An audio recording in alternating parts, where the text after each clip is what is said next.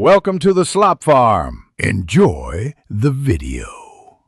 You start by prepping the air clips and yourself. Check that the battery is at least 20% charged and that ear pads and hinges are clean. Once done, hold the clip so the rubber pad faces skin and place it on the outer ear fold, never inside the canal. You want a stable seal that dampens vibration without pinching. Make sure tension is moderate. Too tight causes discomfort. Too loose reduces noise control. This first placement sets the baseline for effective noise reduction and comfort. You proceed by tuning the air clips to the environment. First, toggle between ambient, neutral, and isolation noise modes and walk through 3 spaces: quiet room, street, and transit.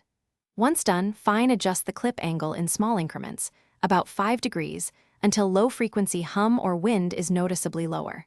Make sure to use the companion app to load presets, run firmware updates, and set a personalized EQ. That's why the app exists. These steps let the hardware and software combine for optimal noise suppression. You finish by securing clips for longer sessions and checking comfort.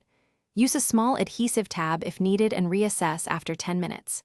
If you encounter hiss, signal dropouts, or uneven suppression, reboot the air clips, reseat them, and confirm firmware is current.